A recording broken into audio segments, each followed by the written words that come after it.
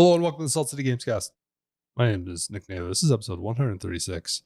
And we're sweaty. There's allergies. Jared Allen sitting across from me.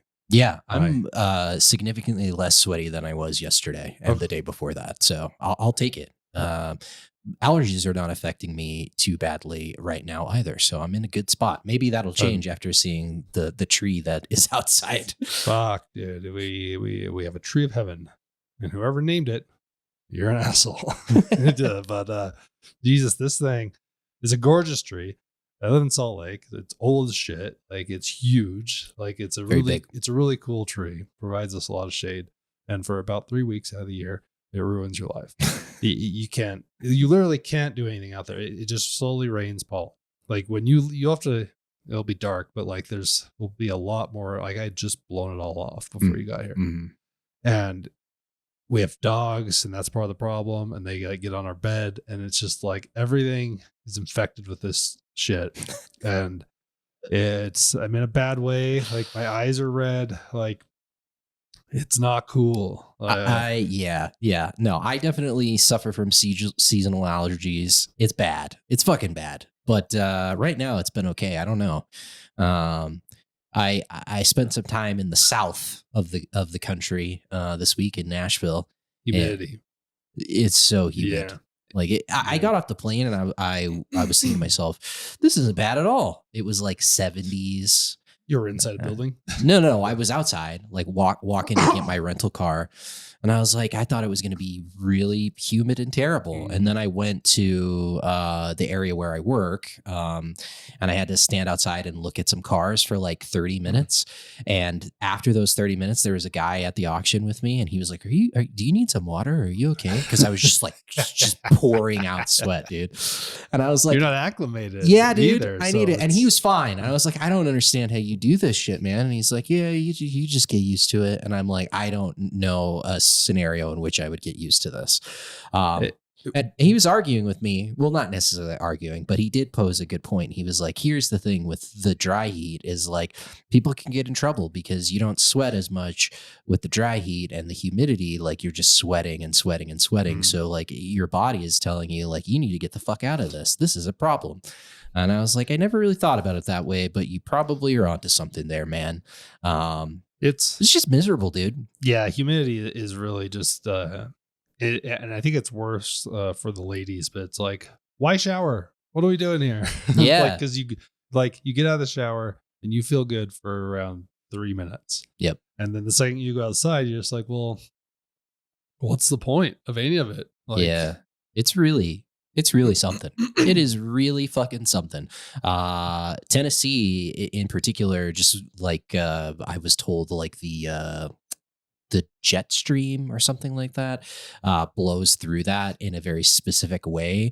So even though they're a landlocked state, they get some fucking wild weather. Yeah. So yeah, it was interesting to say the least. Pretty sure I've told the story before, but when I went to Boston a long time ago with my then girlfriend, now wife, she was like, yeah, people dress up in the city. We gotta wear nice stuff. And we got there, and on the first day, we were in jeans and sweaty, and she went into like an H&M, bought 6 sundresses, and we moved on from the looking nice immediately. It was just like, okay, I guess we'll put that to the side.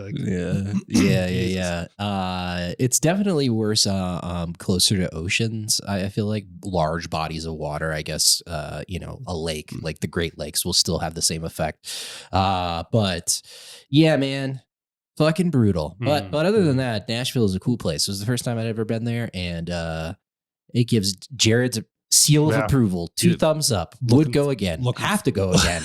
But will go again. So you're looking forward to checking that out a little more. Yeah, I went downtown, checked out a brewery, and got some food down there. And the one thing I will say that is a little off-putting is just the amount of crazy people all over the fucking place. And it's a city, obviously. I'm not like, I've been to cities. I get it. But it's very much akin to like Las Vegas. It's that vibe where apparently I was told that this is a true statistic. There are more bachelorette parties in Nashville than anywhere else in the United States. How's that possible? Like when Vegas is a thing? I don't know. I think that it's because it's cheaper. That's what I was told. It's more affordable, and also for like a certain subset of the country, like half of it, it's a much more affordable trip to make than Vegas is, right? If you're coming from like the East Coast or you're in the South. But yeah, immediately when you get there, you start to like, I went to get my rental car and there was like a group of women that were probably in their like mid 20s. And 2 of them were barefoot. This is the airport, mind you. And they did not have a car and they were just like walking in like basically the middle of traffic, not like a crosswalk, just walking with like luggage. They all seem to be pretty inebriated, well on their way, and it was a Wednesday at like, I don't know, 2:00 in the afternoon, and I'm just like, so this is the way it is, huh? Hey, if you're on vacation, the time doesn't matter. It's true. It doesn't matter. It does not fucking matter at all.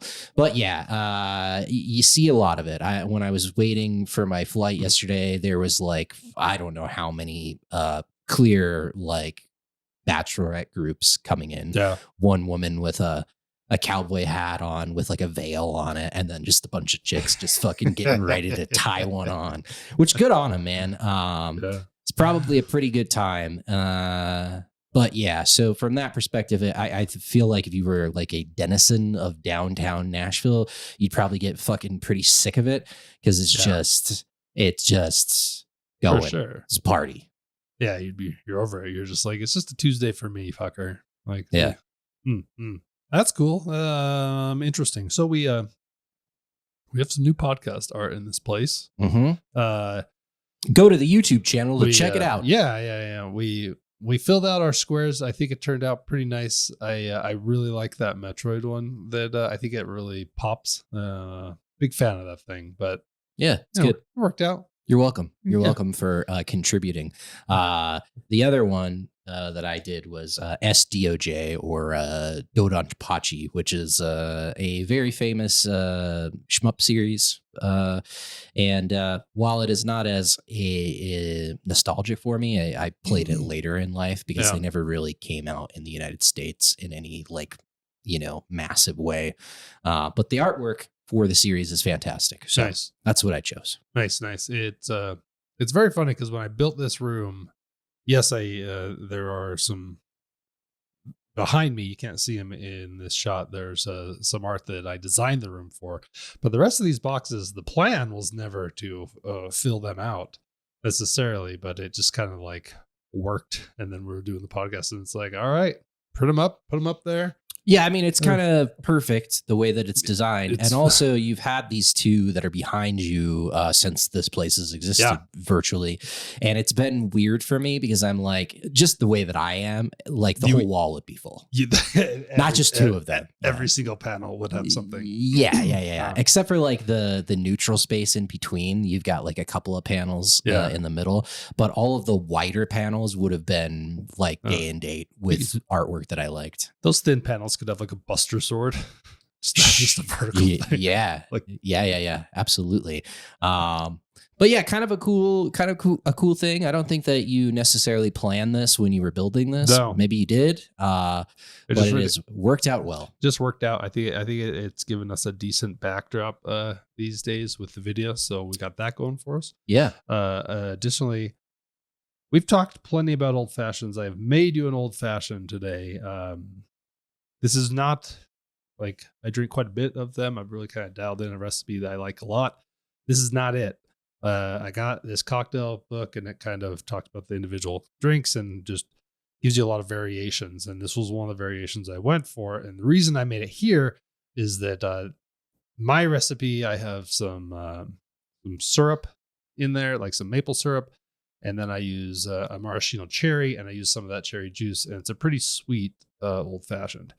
This old fashioned, the only sweetness added is from this maraschino liqueur, which is not nearly as sweet as the like maple syrup, but it adds alcohol to it. So it's a really, I think it tastes a lot different from what I normally make, and I like it quite a bit. I'm not sure if I fall on like which one I prefer yet. I've just been dabbling with this thing, but I was curious where you would fall because I know the sweetness is part of the problem with your Not critique of part. The entire. It is the problem. It is the entire problem. I think that the sweetness overwhelms the spirit of the cocktail, and I think that it's just not that great. Not yours specifically, but most old fashions kind of are in that category for me. This is much more. Yeah, this is more of a punch in the face, like old. I don't know if this is an old school recipe, but it certainly tastes old school, for sure, if that makes any sense at all. Which I like. I like it quite a bit. You're getting, the proof of the alcohol that you're using, and it's nice. It's a nice cocktail for sure. Yeah, the only variation, and I haven't done this before, one of our friends has done it, is I've never used a higher proof whiskey in my old fashions.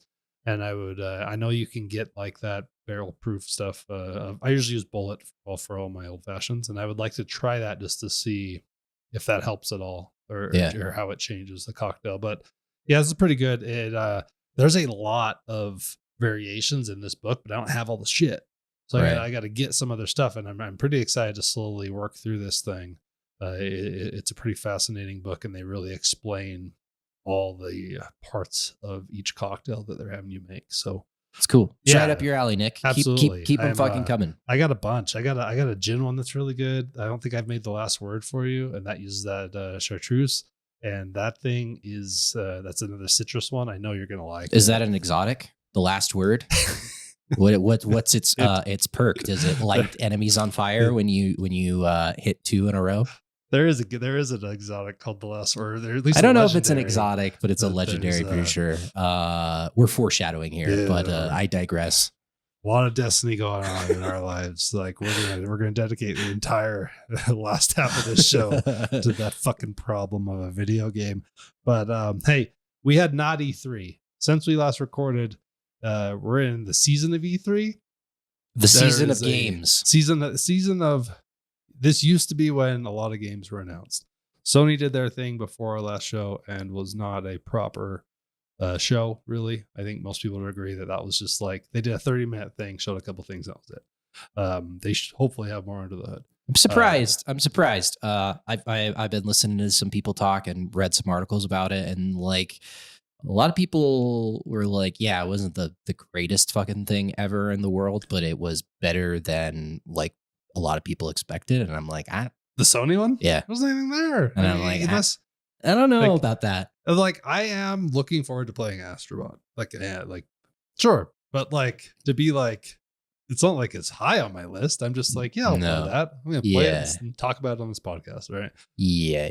Like, I don't know. I saw people being like, there were plenty of games. And I was just like, I guess there were games, but how many of those were exclusives? 1, and then 2, like how many of them are going to be, I mean, there was also virtually no AAA. Like all there. Of Sony's major huge studios were not there. So get the fuck out of here. Yeah. Like, tell me what Housemarque's doing. Like, making comic books, apparently. I don't fucking know. But since then, Summer Game Fest has gone on, and a lot of kind of smaller titles have been over there. It is what it is. But then Microsoft showed up with their, I want to call it basically what you would expect at E3 years back. Yeah. It pretty much is, as I watched it and I consumed it, I'm like, they did the E3 show. And I wish I would like Sony to do the E3 show, because I watched this thing and I felt like they had a lot of compelling things there. Some things I might be worried that they aren't going to be great games, or like, I have a lot of questions, but like they checked pretty much all the boxes for me for what I want from one of these. It's like, show me a bunch of new stuff. What are you working on? All right. Pretty interested, worried about some things, but like they announced a lot. They showed Indiana Jones. That's one I'm not looking forward to. I don't know where you fall on that. I'm just not sitting over here like chomping at the bit to play an Indiana Jones game. Like, I mean, I'm a big fan of the original 3 films, obviously. And And so from that perspective, like it's somewhat exciting. Also, I do have somewhat of a history with like the LucasArts point and click Indiana Jones games from way back in the day, which a few of those were pretty fucking good. So from that perspective, like you can do it. Like, I mean, it's kind of tailor made. I mean, Uncharted is a game that exists, and I wish it was third person, and I don't think I'm the only person that wishes it was third person. Yeah, for sure. I mean, obviously, this is Machine Games, the people that have done the last few Wolfenstein games, and I'm really excited for the prospect of the writing to be really good, because those last couple of Wolfenstein games, the writing in particular is fucking fantastic in those games.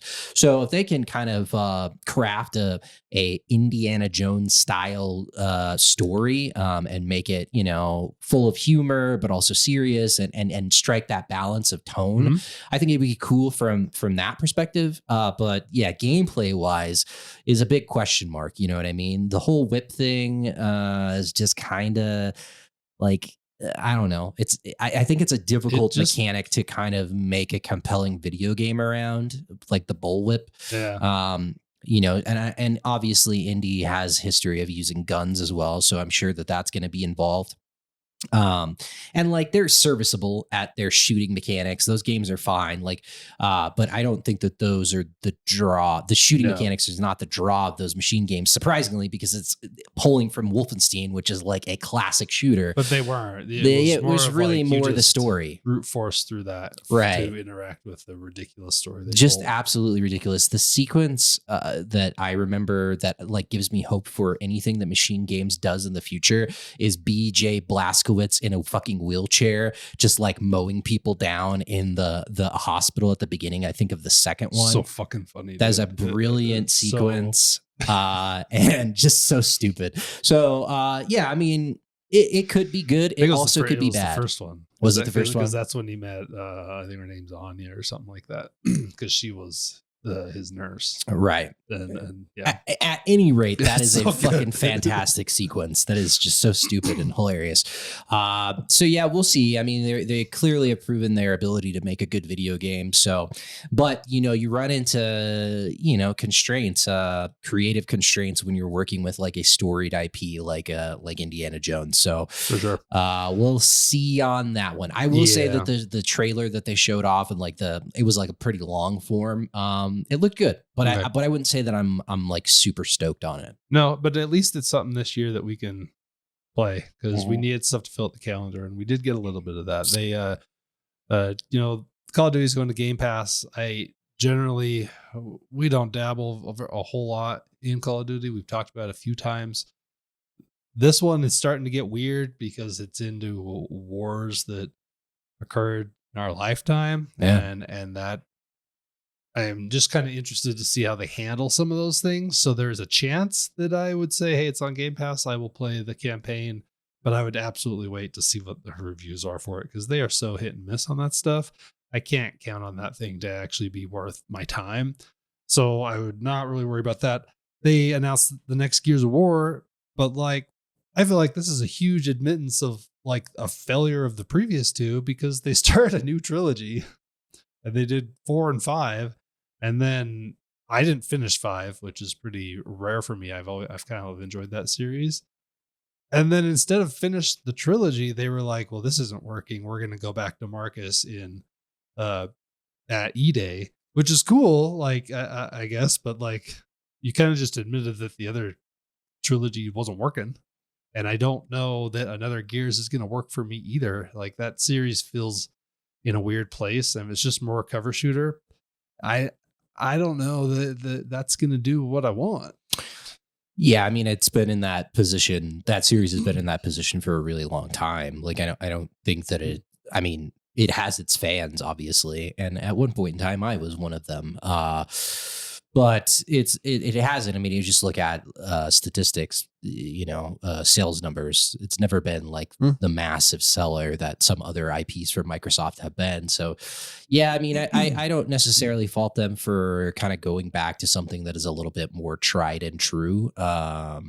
He's an entertaining character to play as for what those games are. I guess like it's fine, and I will.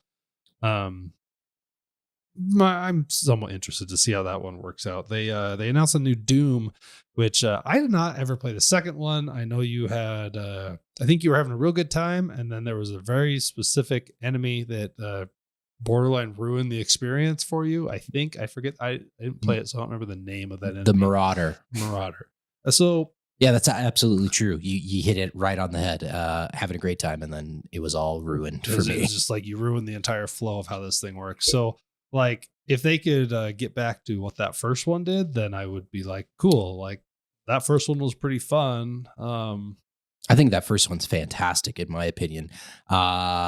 Yeah, I think that the prospect of doing an origin story for the Doom Marine guy is kind of interesting, but also like story pretty unnecessary. Always a little weird.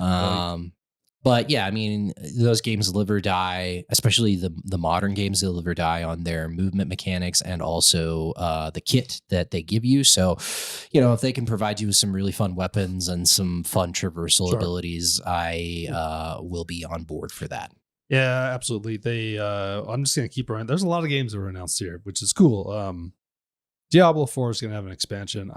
Sign me up. I will come back. I've heard you actually sent me a message that was like, hey, people are liking the current season of Diablo 4. I don't know if we need to like see what's going on, but yeah, you're right. People are kind of really into it. I don't know where that puts. I don't know that I want to go and pick up it right now, but with a DLC in the fall, I think I would say, yeah, absolutely. I'm going to come in. Yeah. What's the new class? Amazonian? Is that what it is? I never pay attention. I'm going to be a sorceress. Okay. I never care. Okay. Fair enough. I think it is. It's something along those lines. They showed some screenshots of the character model, and it was wearing like a jaguar pelt. So I assume variation of one of the other classes they had in all the other games. Like, yeah. No, that's cool. I mean, I really like the core game of Diablo, and if they can figure out a way to not make it so dependent on the seasonal model and can figure out that, and maybe I'll jump back on board. But like, yeah, I don't know, especially like playing Destiny lately, and it's like the idea of them just being like, you new character next season, fuck off. No. Yeah, I'm right there with you, and I think we've kind of charted that. I was almost excited. They were showing a Warcraft trailer, and I was like, you know what? Tell me you made a new Warcraft. Just anything. World of Warcraft 2, Warcraft 4, and then there's like another DLC to World of Warcraft. I was like, oh, okay. Well, like yeah, they definitely they have to keep making those because they just print money. I get it. But like I like Warcraft, and I would like to engage with that series in any way not called the original World of Warcraft. Yeah, I mean, when are you gonna make a sequel? You know what I mean? Like that's my thing. I saw some people talking about it where it was like, they showed off cinematics from every single expansion up to this point. Yeah. Which would make you believe like maybe this is going to be a sequel. That's what I was like. I was like, they're going to do it, and I'm going to like die. Like, yeah.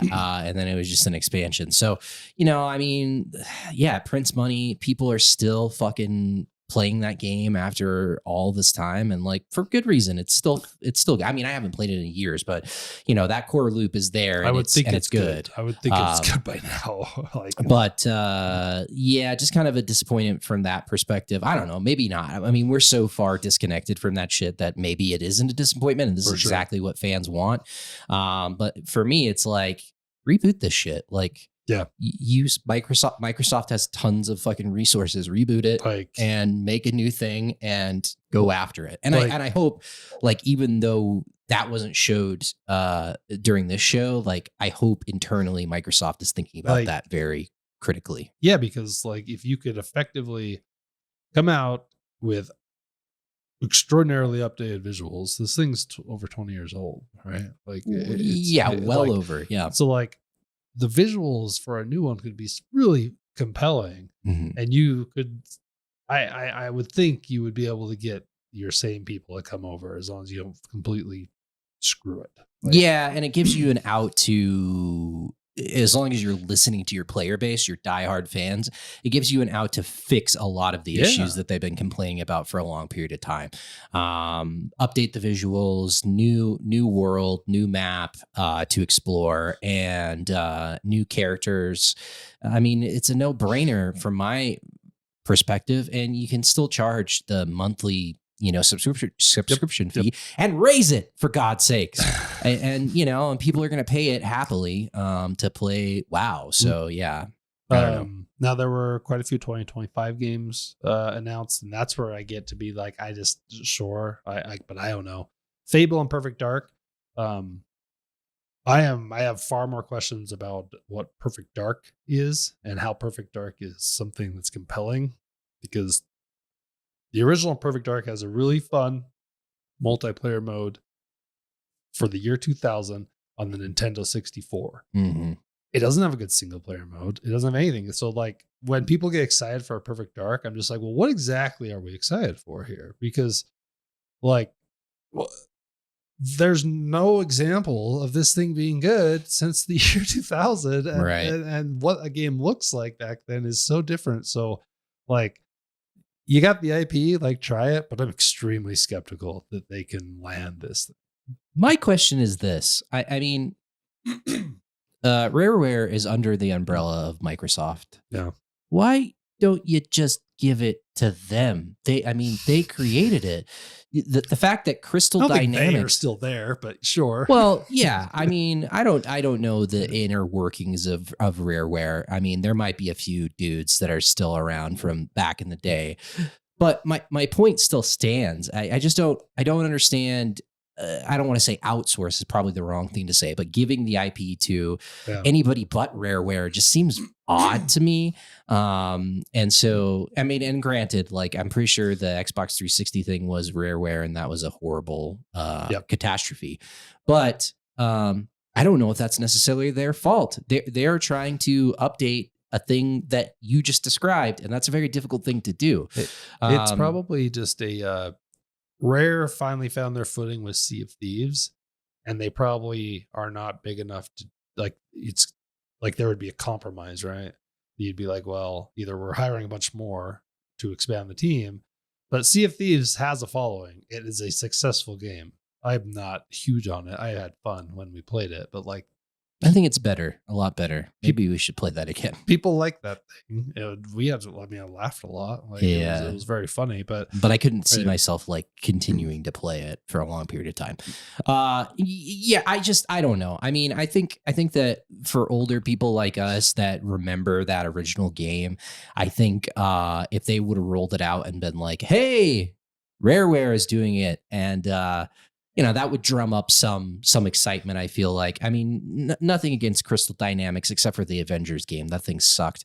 That did suck. I think that obviously they did a lot of good with the Tomb Raider games, although those are not my favorite games in the world. Those were well done. They're just they achieved what those games are supposed to do. And they did it. So, like, I mean, obviously they're capable studio, and so we'll see. I mean, what was shown off with this thing, like the trailer, I don't know. I found myself like drifting off to my cell phone to like scroll through social media when that was going on.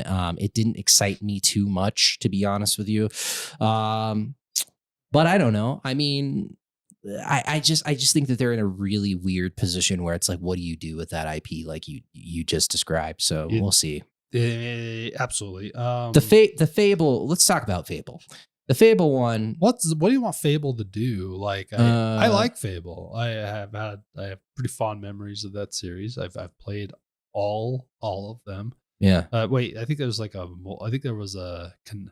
Connect. There was a Connect. I didn't play that bullshit, but that's not a Fable. You're lying. You played that Connect. I didn't have a Connect. Yeah, you fucking did. Don't lie. I don't know why you're lying right now. In a different room. I go into the storage room and play the Connect games. I played the dance game on Connect at a party where everyone was hammered, and it was fine. Yeah. But what's it supposed to do? Like, what do you need? Like, I think the best question is how big, because the Fables had pretty fun ideas, super short, but they were never big. They were never huge. Right. So is that what we're still expecting from a Fable to check the boxes, or are we looking for it to be a vastly expanded experience? And I don't think it's gonna beat that. I mean, again, I think it's odd that, and nothing against Playground Games, I believe that's the name of the studio. Obviously they make great racing games, but it's an odd decision to give them the IP The when Forza guys. Yeah, they're the Forza guys. So, and that's what they make is racing games. The fucking horse mechanics better be so good. Oh yeah, there's fucking sweet. Like you're replacing the hooves. Yeah. So I got to tune my horseshoes for this fucking road environment. They heat up too much around the corners. Like I don't know. Like for me, does it need to be like vastly expanded? No, I don't think so. In fact, I don't know if I want that, to be honest with you. Like the prospect of like a super tight, small experience sounds pretty appealing to me as long as they can nail it. But like the problem is that this game's been shown a couple of times now. And while there was some like in air quotes gameplay shown off in this trailer, there's still a lot of question marks. Like they showed it like in engine, screens, and it looks great. It looks fantastic. I was confused. Like they show off a female protagonist in the trailer, which is like fine, whatever. But there's no like male protagonist. So like I was just asking the question of like, is this the character? Like, is there a character creation in this game? Which like in the past, that was like kind of a big thing with the Fable games. Know what I mean? Is like creating your character. So I'd like to see that come over. But if they choose to go another route, I mean, that's not the biggest deal in the world to me either. I don't really give a shit. But I don't know. We just don't know what it is, right? Like there was no actual like gameplay. There was no UI in the trailer. There was nothing. I mean, I think everything they showed, if it wasn't this year, I think they said 2025. I do not believe Fable comes out in 2025. Did they say that it was coming out? I thought that they didn't announce a date for Perfect Dark or Fable or Gears. I'll have to double check. I thought a lot of them would just say 2025, and it was like, wow, they're like, but I mean, I could be wrong on that, but I don't think that those three that I just highlighted had release date windows. We don't know when they're coming out, which I think is like overarching problem. Like I think the show is fantastic. It was definitely the best of the shows that we've seen by a long shot. And I think that they kind of set out to do what you described, like pseudo E3 presentation. And I think they knocked it out of the park for the most part. Some great smaller games on top of like some big heavy hitting IPs, which is what Microsoft needs to do. The problem is that a lot of these games just do not have release dates, and like, that's fine. It's kind of problematic to me that we didn't get anything that was like soon, aside from Avowed. Is Dragon Age this year? Dragon Age is this year as well, but that's multi-platform. And we can talk about that in a second. But so Avowed, Indiana Jones, those are the two that I can think of off the top of my head that were 2024 release dates, and they're day and date Game Pass games. I'm not sure what they said on State of Decay 3.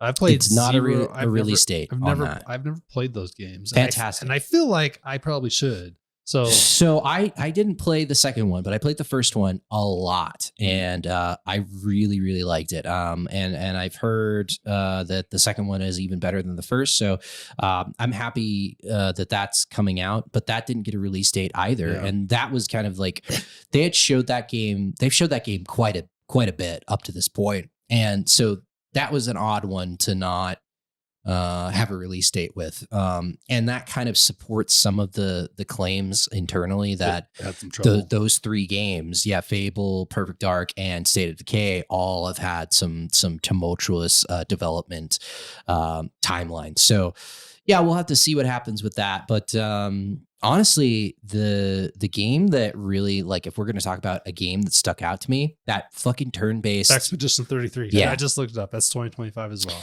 Yeah, that game looks great. That thing, a lot of the internet was like, hey, this trailer looks okay. And then it was like turn-based? Yeah. Yeah. You just sounded like Tim the Toolman Taylor. Also, sidebar. I grew up with here. him. I literally sucked until later. Sidebar.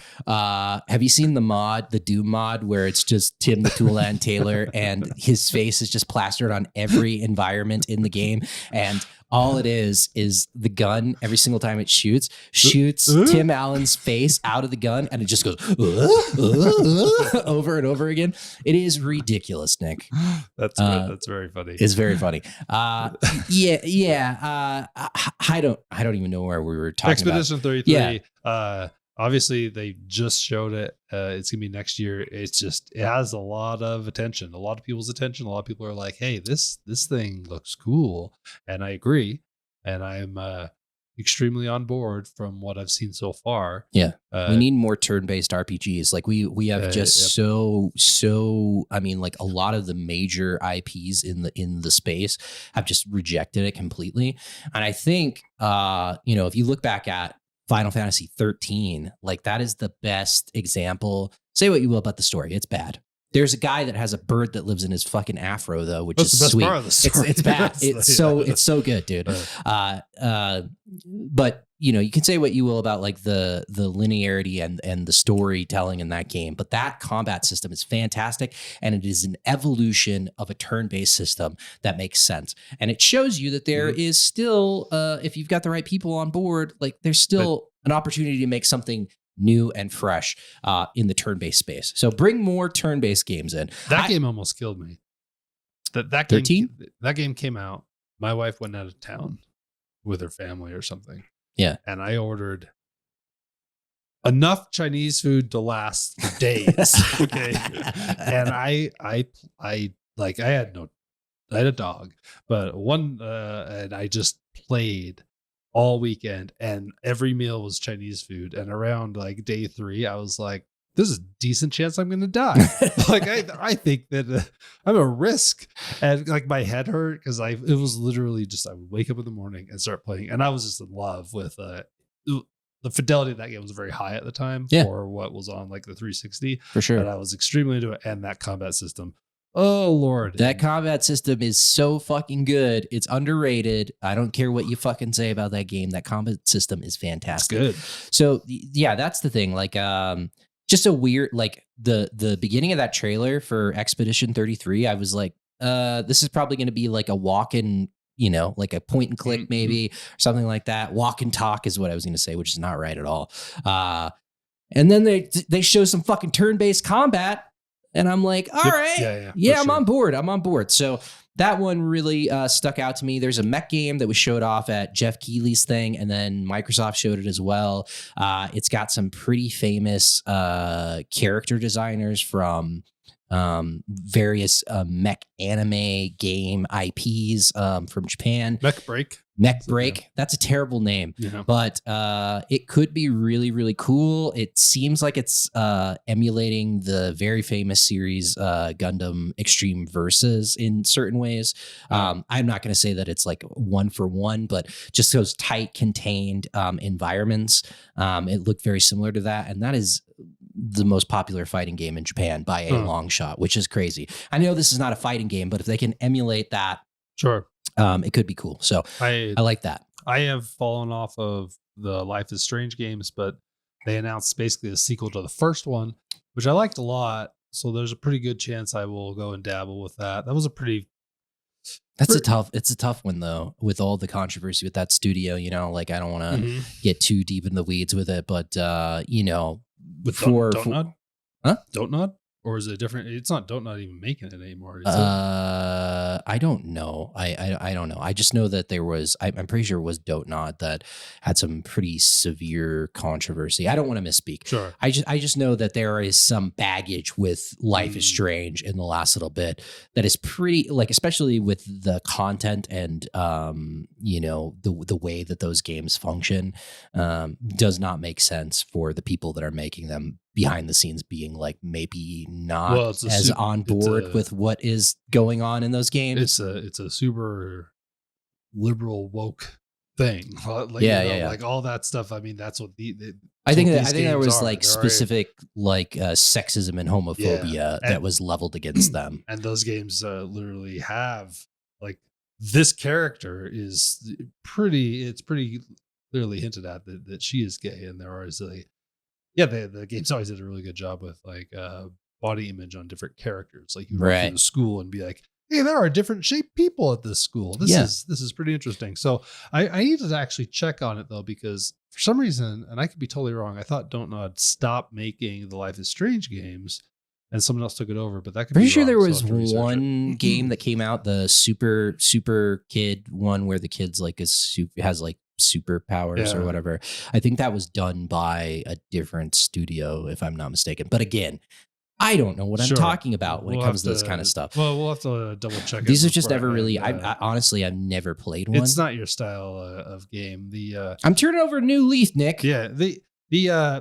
I liked the ability to rewind. Like it's a game about decisions, and that first one was. It requires really good writing because you could rewind time, but it made it so you didn't necessarily know which one was still going to be the best decision. And they did a really good job at not being like, oh, well, that was clearly the wrong thing. I'm going to go down the good path. And they had a lot of gray areas, I guess. Mm-hmm. And I thought that was pretty compelling. So I'd be interested to see what that thing is today, or if it's just, like I said, I haven't played one in a couple of years, so I don't know if it's still going to hit for me. I feel like we're missing something that was somewhat Starfield. Clearly, you're very excited about it. There's an expansion. Have you seen the paid mods thing? No. So they're charging for the ability to make mods for the game. Cool. So that's gross.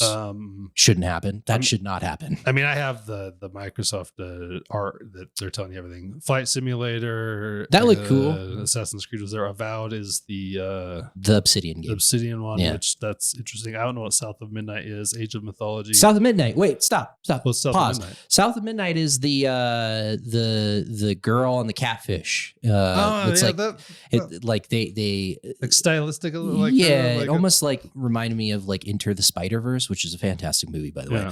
That kind of similar art style.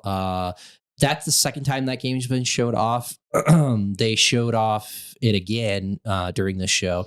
And honestly, I was pretty into it. I thought that it looked pretty good. And I'm interested to see what that thing is. I mean, it's still like a big question mark because we haven't seen like any actual like true gameplay, but I think that's 2025. Yeah, for sure. What else you got over there? That's I think that is everything. Age of Mythology. I can't imagine that's one. Flintlock. I don't know what that one is. This is the one we're missing. Civ. It's not on this list because they don't make it because that's multi-platform. Didn't they show it at the? Yeah, they did. Yeah. I mean, Civ is. I'm looking forward to Civ. It's extremely high up on my list because I have finally gotten to a point where I'm not good at Civ, but I have like this baseline foundation, right? Like you can put me in front of the current Civ and I can be like, I generally know how this flows and how to do it. So it's extremely compelling for a new one. In the past, some of the criticisms is the new ones come and they don't have all the features of what ends up at the previous Civ with all the DLCs, right? And that is extremely compelling to me to be able to start at the ground floor instead of like 3 DLCs in. So where other people are like, this sucks, I'm like, sounds great. Yes. Anything that has a little less and just looks a little better. So I will absolutely be playing that. You think it's going to look better? I mean, there's only so much you can do with those fucking games. Like, I don't know if it, like Civ 6 looks fine. So like, what are they like? Are you going to scroll in and be like, look at the textures on this cow in this field? Yeah. Like, no. Maybe you can name the cow. I don't know. Okay. I'm very excited for the prospect of getting in at like the ground level, so to speak, with a new game, you know, obviously still at like a significant disadvantage. But as we talked about on this podcast, I have just not been able to break through the complexity layer.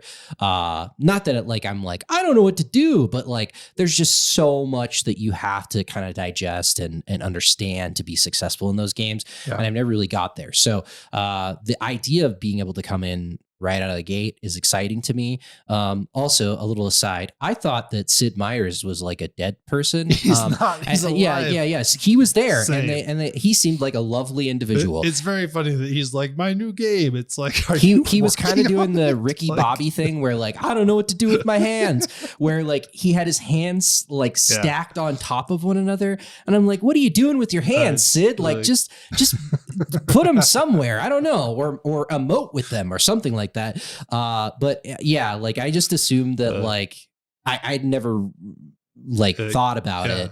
But Sid Meier is not like Tom Clancy. He's still very much alive. He's still making Civ games. Every day he wakes up and goes into work. And apparently he's like really involved in the games as well.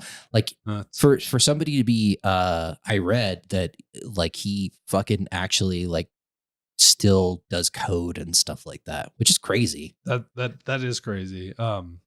It's one of the most fascinating games, and it's in many ways, just from what I've played. And I think I've never finished a campaign. I think I have 60 hours, 80 hours. So at this point I've played a decent amount, and it's an extremely compelling game. And it's like it's just like you play it and you're like, well, this is just the best of one of those. Mm-hmm. It just kind of is. And I kind of know what I'm doing. But what usually happens is that I do well, but I don't know enough. As it gets deeper, you have more moving parts, and that's usually where it starts to fall apart for me. Right. Because it's like, oh, I got too quick, and your turns get long. Like early in the game, you're just like turn. And then later it's just like, I need 30 minutes for this turn. Right. Because I've got 17 different civilizations, and this guy needs industry, and like it's old beast. Yeah. Yeah. Looking forward to that, I guess. Absolutely. Is that 2025? I think so. Yeah. Pretty sure. Yeah. So, I mean, if it kind of makes 2025 look pretty compelling, there was a lot of things that are presumably there. As this goes, some will definitely push. Like they will not come out next year, but either way, that's good to see. You follow that up with a proper Sony show that's like, we are still making games or something. And then you could be like, hey, 2025 could be a pretty compelling year if Sony has a couple. Sony better come out with fucking heaters next year. I think Night Dogs comes out next year. Yeah, for sure. There'll be something, at least an announcement. But, they definitely have kind of put themselves in a deficit position here after their showing in comparison to what Microsoft showed off. And like, how does it feel when Sony does a show? I mean, this show had a lot of sequels too, but Sony comes out in the fall, they do a big show, and they say, we got the next Uncharted coming. We got the next Ghost of Tsushima coming. Like, is that compelling? Is that something you're stoked about? I don't think you hear from Cory Barlog this year. No. I don't think that's happening. I don't think I don't want it to happen. I think there's a number, and I don't think you hear from the Horizon guys this year in a substantial way. And if they announce Horizon 3, I don't know how I feel about that. I don't know how I feel about a God of War announcement either. Really, what Sony needs to do, in my opinion, is really if they want to, at least in my opinion, garner my attention, is roll out some new IPs. You know what I mean? Yeah. There was a lot of rumors right around Ragnarok's release. Barlog was interviewed a few times, and he said, I want to do something new. And I think with all of the pedigree that they have garnered, you give him the money to make something else, which takes a long time. It takes a really long time, and yeah, absolutely, it does. But that's the thing that I would like to see. I would like them in the same way that what they did with God of War with the reboot, but prior to the newest two games. Just put a pause on the series, let him release something else with Santa Monica that's new, and then revisit after whatever that project is. Like, that's really what I hope happens. For sure. And then, with Naughty Dog, like, I don't think that it's going to be that. I think it's definitely going to be another Uncharted. That makes more sense for that studio. And I'm okay with that. It's a bummer, though. Yeah. You're okay with it. But what is your enthusiasm level if Druckmann literally just says, hey, I'm making a new IP, period.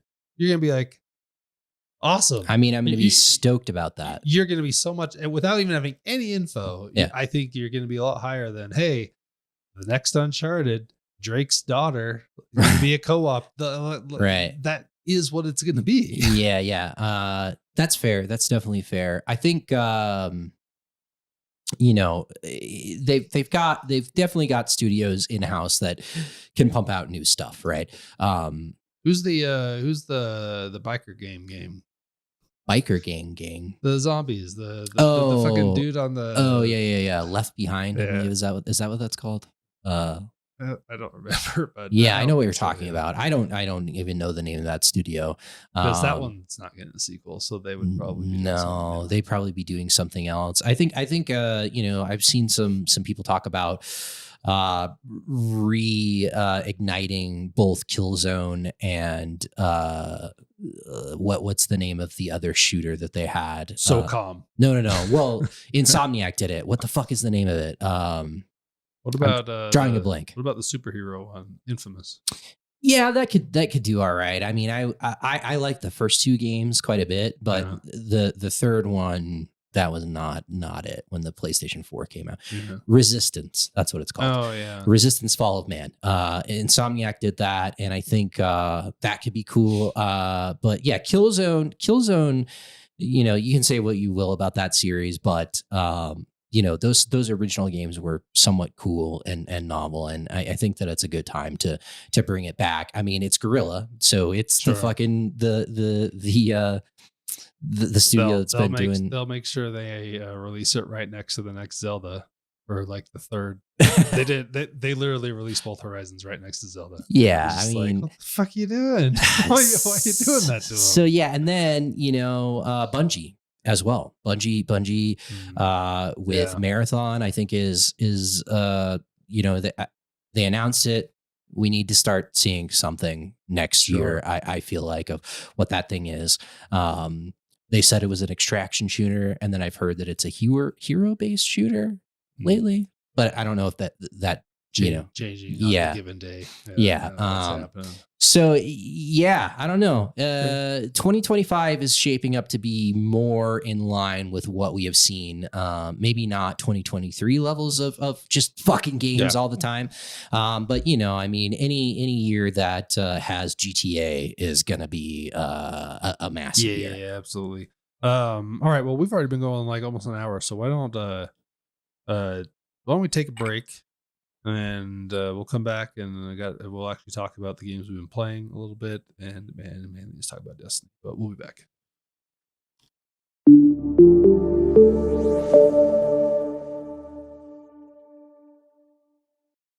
All right, we are back. We haven't had a news section that long in a long time. It feels good, Nick. It does. It does. It was very easy to be like, look at all these things. Let's talk about them. It's a nice time. If only we could follow that up with Sony, but maybe we will hear from them in the fall. When are we going to hear from Nintendo? Next week. Okay. That's the rumor. Okay. The rumor is next week. All right. But they had previously said no Switch hardware announcement. Yeah. So it would be all this year, but maybe we'd get something compelling out of them. Maybe a Metroid Prime. They got to have something in the pipe. Like it's been so quiet for them, you know, so they need to at least show like a couple of games. Yeah. So I think the next show we'll be able to talk a little bit about that. But I have no idea what this is. You told me you played a game called Master Key. What is it? It's a locksmith game. You're making keys. That was a very good guess. No, so this is it is a monochromatic trying to emulate A Link to the Past in a lot of ways. Stay with me here. Okay. You play as a little fox. Got it.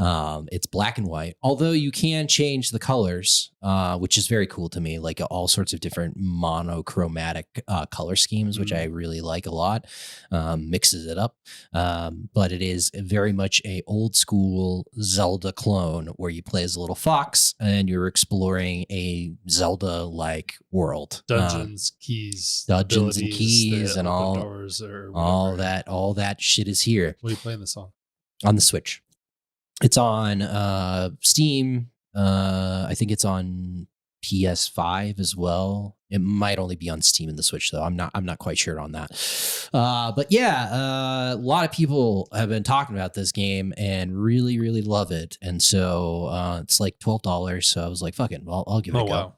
Wow. So I've been playing it on my travels on the Switch, on planes and things like that. I figured out my Switch issue, by the way, that I talked about a couple of episodes ago. Remind me. I remember you telling me about it. What was it? Yeah, like anything downloaded. If I had the card, I could play the game. Obviously, anything downloaded was like preventing me from playing it. Yeah, you need the internet, and so just to like do a fail-safe check, I went and grabbed my old Switch and made sure that like everything was migrated. It was, like I said, I had like set the OLED Switch to be my primary when I switched over to the new Switch. So I was very confused as to why it wasn't working. So I just decided to switch to the old Switch as my primary and then back. And voila, Nick, it worked. So don't have to deal with that anymore. So I just can't with the tech problems these days. Yeah, pretty dumb. It just doesn't. I felt like 10 years ago, 15 years ago, we were heading in a good direction. And back then I would have been like, things are really going to be good around now. Yeah. And I just feel like they maybe got worse. Yeah. Like Google is a tangent, but like Google searching on Google's worse than it was 15 years ago. It's harder to find your stuff. It's like, why did everything get worse? Yeah. Yeah. Google's rolling out like the AI thing as well, which is very funny because it's fucking up. Yeah. Exactly. Yeah. I've definitely put some searches in it and I'm like, I don't think that's right. But the glue on pizza was pretty funny. Yeah. And someone had some variation of putting into Google AI. It was like, what should I do? I kind of feel like murdering people. And it was like, you might need to murder. Jesus, Google. You may need to murder under certain circumstances. Motherfucker pushes you too far. You might need to take him out. It's a problem. Yeah. So anyways, back to Master Key. I don't like it. Is it not a good enough one of those? No, it's perfectly serviceable. And these are the reasons why I don't like it. I don't like it because it plays it too safe. I mean, I have done 2 dungeons now. This is not a very long game, I assume. So 2 dungeons is probably a pretty good amount of the content that's here. And it just follows, like if you're out to make just like a tried and true Link to the Past, spinoff or Link's Awakening, I just feel like it's just that, and I want more. I want you to iterate, like I always say with these types of things. And so it's just a nostalgic throwback that is only a nostalgic throwback. Yeah, exactly. Yeah. And I do have a history of hating on. Like I will say, this is the one thing that has kind of evolved. The puzzles in this game are a little bit more advanced than you would see in like some of those older Zelda games. You can't ignore the fact that Tunic is a game that exists that follows this exact same archetype, and you also play as a little cute fox in that game. Yeah. And I'm just a fox hater apparently, because anything where you put an anthropomorphic fox in, I'm just like, I'm not into it, which is weird because I fucking love foxes. Like the creatures, they're fantastic. I love them. Not in your games. Keep them out. You gotta separate what you like, and keep foxes out of games. Yeah, except for Star Fox. I fuck with Star Fox. That's the dumbest shit ever, but I absolutely love it. Yeah. Star Fox Adventures is underrated. Are you even gonna keep playing? Oh, really? I think so. I mean, I played that game when I was like a very young kid. Yeah. That's a rare joint, by the way. Yeah, for sure. Like one of the last games. A lot of people hate that game. I loved it dearly. I mean, it's got a lot of problems. Don't get me wrong. But at the time, I was into it. Super into the lore of Star Fox.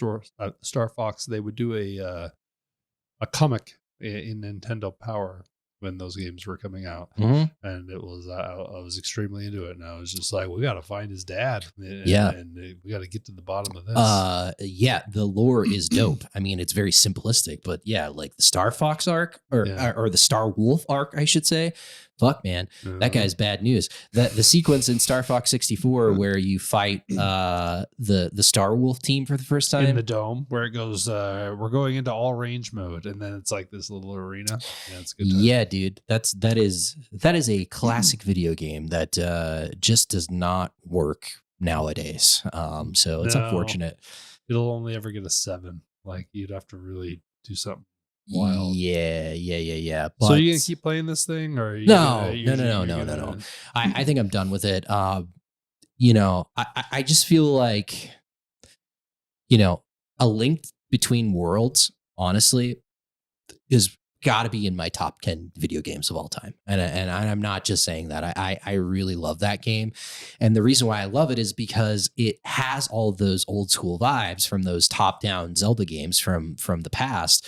But then they implement very unique new ideas into it and make it great. And I loved it. And that's what I'm looking for. And because this game got so much praise, I assumed that that's what this thing was going to be. And it's not that.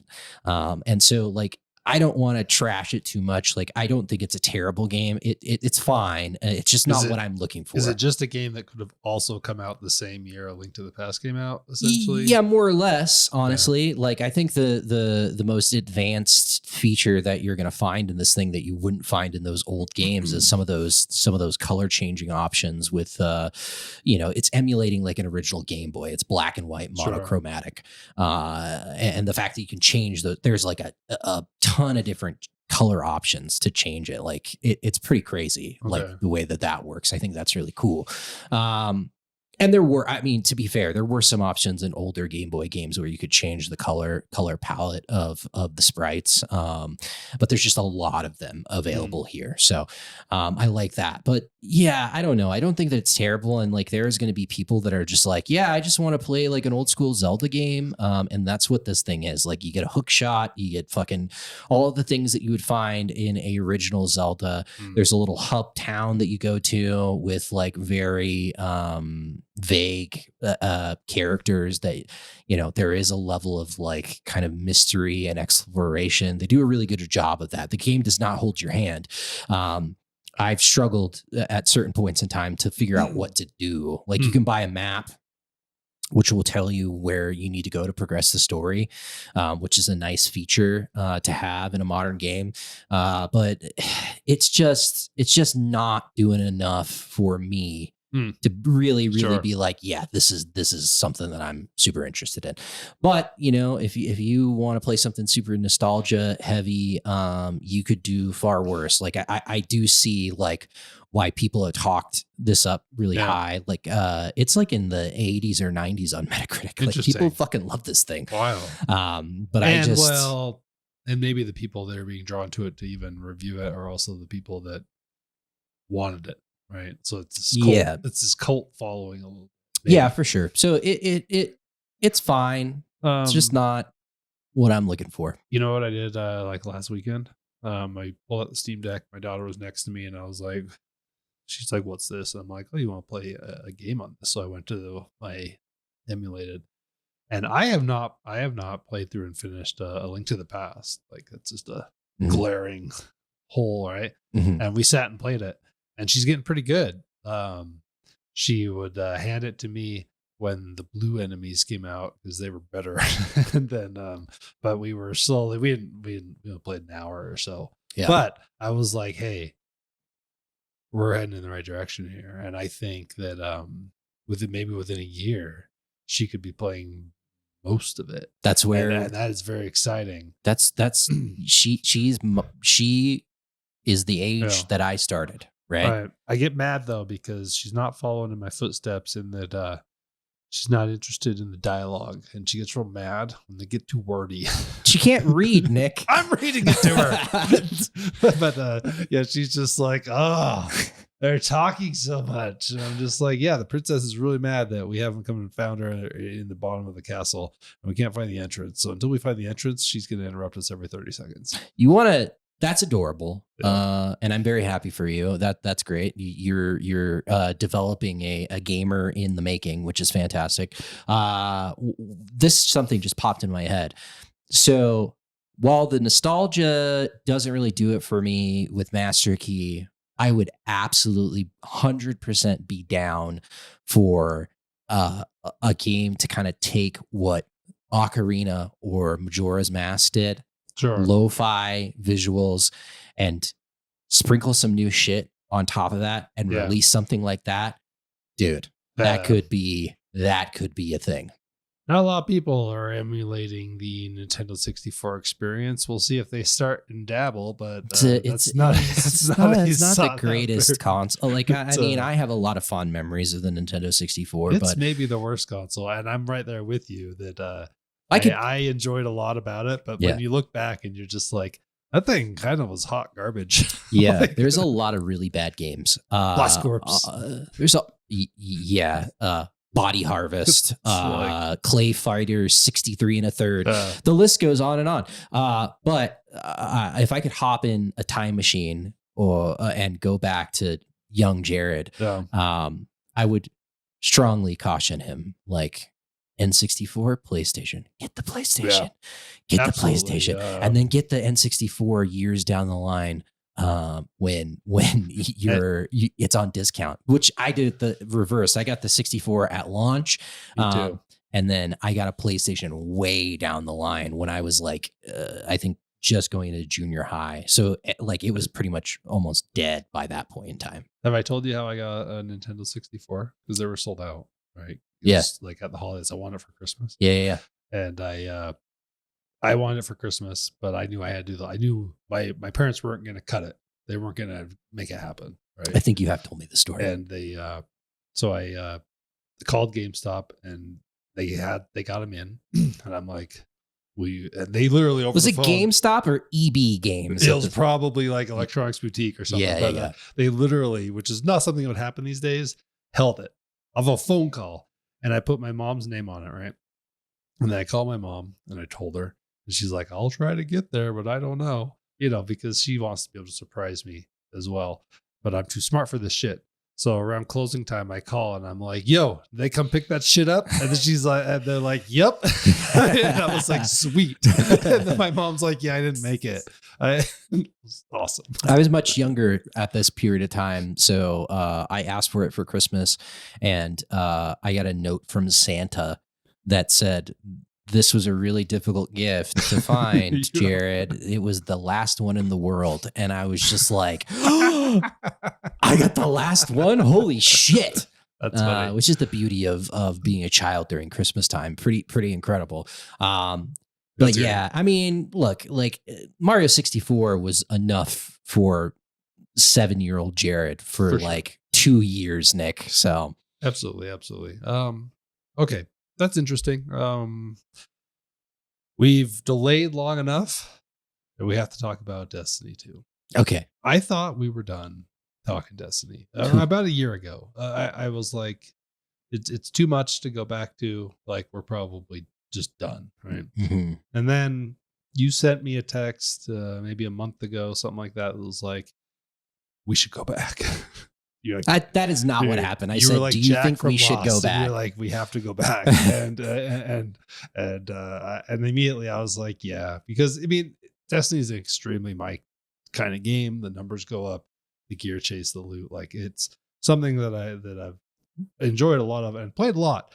I was at 160 hours on Steam when I came back to my save, which is not a lot for a Destiny person if you had been playing the whole time, but it's a lot for a game. Yeah, those are rookie numbers. You gotta bump those numbers up, dog. Absolutely. But so initially I came back and obviously it's very daunting. It's very jarring. There's a lot of systems in this game. And this was even like before the DLC came out, but there's just a lot going on to kind of unpack. And I've more or less worked through a lot of those things. It's kind of insane when you look at what this product is today what it was. Like you go to your inventory that's 2 years old, and there's a lot of shit in there that the flavor text has changed, and it's just like, yo, we don't use this anymore. Dismantle it. And it's like, well, you just should have dismantled it. Like there was at least 6 or 8 things that I was just like, I gotta get rid of that. I haven't done it yet because there's all this like shit. Well, I was full. I couldn't pick up a new quest thing. I had to. Got it. But there's basically there's just stuff that's just like, that's not in the game anymore. That was a previous expansion, and like it's fine. I did not play through the previous DLCs. I know you did. We'll get to that, but I think the first thing that we focus on is, I guess, the experience playing through this new DLC. Or do you want to chime in on the lead up? Because do you want to talk about or the previous DLCs? Maybe that's the place to start. Like, yeah, we could talk about the list of the expansions and then kind of go from there. Because I haven't done the free to play, like the Beyond Light. I think it's Beyond Light. And then I haven't finished the Witch Queen. And you have done those things. Are any of them redeemable products as far as the campaign goes? Yes. I would say 2 of them are redeemable from a campaign perspective. So I finished all the campaigns of all of the DLCs that have come out in like the last 2 weeks. Sure. So the wild ride. Wild ride. Yeah. As soon as Final Shape came out, and like a little before Final Shape came out, I started on the first DLC that we missed, which was right after Forsaken, and that is Lightfall, I believe. Yes. And so, or no, it's Beyond Light. Lightfall is the right? Yeah. Beyond Light. Yeah. Beyond Light came out after Forsaken, and it's a Fallen Heavy expansion. So you're working with Araxis, and it's on Europa. Yeah, Europa, which is like this icy planet. And what I can say about it is that is not good.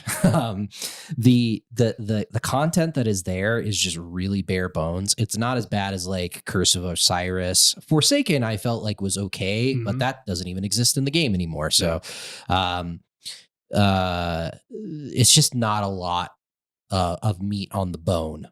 What is good about that expansion is the environment that you explore. It is very, very cool. It's icy, snowy landscape, and it is fucking cool to drive your Sparrow around that environment. They did a really good job with that. So that's like really the only redeemable thing that I can say. I should add that when I say finish the campaign, I have gotten to the point where you get to the main screen that tells you like you're done with the story missions. Go and do these things now. And there's definitely an argument that a lot of the game is after that. Sure. And you're not going to engage with a lot of that stuff at this point because that's just end game stuff. Yeah, so my thought process, do the base game and then move base, and then finally get to the Final Shape end game, which we'll talk about at a later date. Right. My thought process with it was like just get through the story missions that are available, and then do the first exotic quest. They usually drop an exotic quest, so I did those. So that's my experience with all of these expansions, excluding the Final Shape. So. Yeah, that's really all that you can say about that one. I mean, it's visually impressive, but it's just not there. And it just seems like there's not enough that they kind of roll out. They give you a new subclass ability that's pretty cool. It's an ice class, which falls in line, and it's actually really strong. And as far as I understand, pretty much I still use portions of the that meta subclass up completely from a PvP perspective. During this period of time of Destiny, everyone was using that in PvP, because when you pop it, like, you just freeze everything around you. And additionally, even if you don't freeze everything with your giant like ground pound. You can shoot the ice walls, and if you shoot them and somebody's close, it does AoE damage behind the ice wall, which does massive amounts of damage. So very, very strong from that perspective. I think people really hated it when it came out because of that. And so, so there's that. Then we move into the Witch Queen. And I think that it is, until I played Lightfall, the best expansion that I'd ever played in Destiny. I've played a little bit of it, but I did not finish it, and I was very compelled. Also, I'm a very large fan of the character Marsov, and she is she's a big player she's in the a big story. Player in it. She's like maybe my favorite character in Destiny, if it's not weird to like have a favorite. Right. She's just like the one that I'm like, that's a cool character. I like it. So when she came back, I was very excited, but I have not finished that yet. My favorite character is Rahul. Great. The dude that gives you the exotics. Okay. Right. You fucking keep on giving it to me, dog. What's his day all about? Yeah. I don't know. It's tough. I mean, it's fucking busy. I go to the fucking Guardian. Yeah. Hello, Guardian. Hello.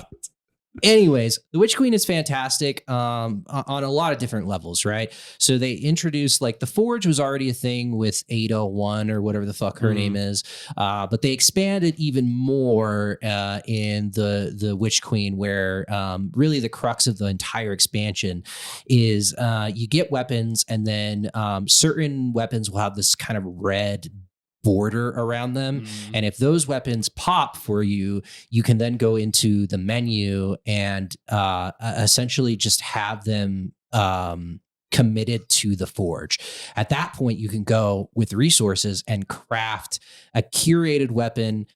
There are different consumables that you use to get the weapon to right where you want it to be, right? Which is a really compelling and awesome thing. And as far as nudging different stats? Or and abilities, cool. Right? Which is really, really fucking cool. So you have to grind a lot to do that. And that's a part of the meta now as well. Like an ability pops and you're like, no, I want that one that gives me more ammo. You can work in that direction. That is cool.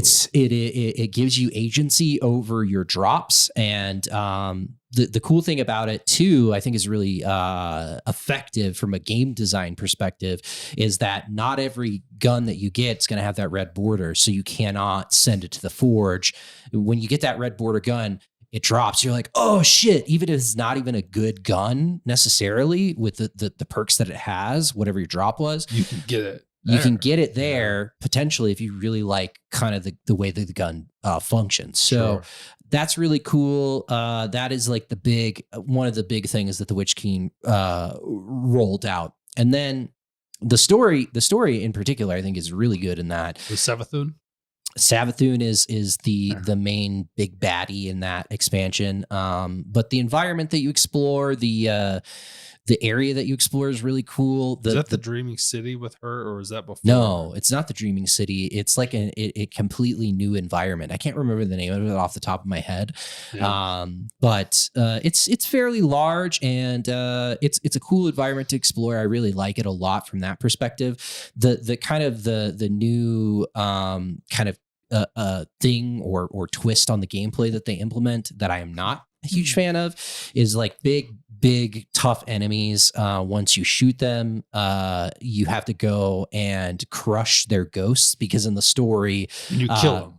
Yeah, you kill them. But the problem is that if you don't know that at the beginning, I would just like shoot these enemies and then the ghost would appear, and I didn't realize I had to go up and like crush the ghost, and then they respawn, and I'm just like, what the fuck's going on? Yeah, I've experienced that a little bit. That's I mean, it's a good mechanic. Like generally, it changes things up a bit, where you can be in the middle of a fight and it forces you to go to the thick of it, because you're like, if I don't fucking go kill that thing, he's gonna respawn. And that it took a lot to take him down. Right. I'm fine with that mechanic. It does come and go a little bit, even in this newest DLC. Yeah, it does as needed. The Lucent Hive is what they're called, and that's like the delineation between the regular hive and the hive that have the ability to harness the power of ghosts. So that's the big like gameplay loop. There is not a new class ability or anything like that in the Witch Queen, but by and large, I think it was a front to back great campaign experience. Then we go into Lightfall, which came out in 2023, I believe. Okay. Something along there of those lines. And it focuses on Neptune is the area that you're exploring. And is this the surfboard, guys? It sure fucking is, Nick. And seems terrible. God, it is. It's really bad. Okay, so I've only done the initial, and I showed up, and I was like, "Am I the same game?" Yeah. I mean, like, I want a surfboard. Like, that seems fine. Yeah, every single time I see a motherfucker that's got the Sparrow surfboard, I'm like, I need to get further in this just to get that. That is pretty cool. Yeah. So I will say that I really don't like it from a visual perspective. I will say that the environments are really nice. It's kind of like neon pastel, kind of like reminiscent of Miami vibes that you get, like that Art Deco kind of vibe. Almost like a cyberpunk. Yeah, sort of. Thing. Sort of. It's like Neomuna is the city on Neptune, and Moonites. Neomuni is what they're called. They are like giants. They're like 10 to 15 feet tall, and every single time you interact with them, they're like towering over you. There are cutscenes in the expansion where you're like, Savala is just like talking to this fucking Neomunite, and it's like talking at his crotch because he's so big. I just want to say it's a big ask on the lore perspective that all of this, because like when you initially get into that area, it's just like, who the fuck are these people? And they're just like, oh, it's a bunch of light bringers. And it's just like, how have we never crossed paths? How has this never happened? Right. This is bad. This is the stupid, like you got a full on civilization of surfboard warriors, and we're in a floating tower over the whole planetary system. Yeah. And you're telling me that none of us found the surfboard warriors at any moment, right? And they're just like, yeah, we've been like super sneaky about it. I mean, like, they clearly drew inspiration from the Silver Surfer from Marvel. It's 100% that. The character design is terrible. I hate it. I absolutely hate the way that the Neomuni look. They're just so bad. Everything about them, the Cloud Strider shit is bad, and it just doesn't really work that well. The writing in that expansion in particular is grating more than anything else. Like when you're in a mission and like one of the Neomuni come over in their like, big deep voices that have been like ran through auto-tune, it sounds like. It's like, what am I talking to fucking T-Pain over here? What's going on? It sounds like someone in a boardroom was like, we need a change of direction to attract more people or something, like, because it's such a drastic, it feels so jarring. Yeah. When you're just like, what the is this Destiny still? It's yeah, for sure. And clearly that was their thought process. It had to have been. It's like, we need to do something drastically different from like a tone and aesthetic perspective. I will say that the environment, Neomuna, the like open world environment that you explore is pretty fucking good. Okay. And like the colors and everything about it, like it looks pretty good. Like I don't want to bash on that aspect of it because it's pretty cool.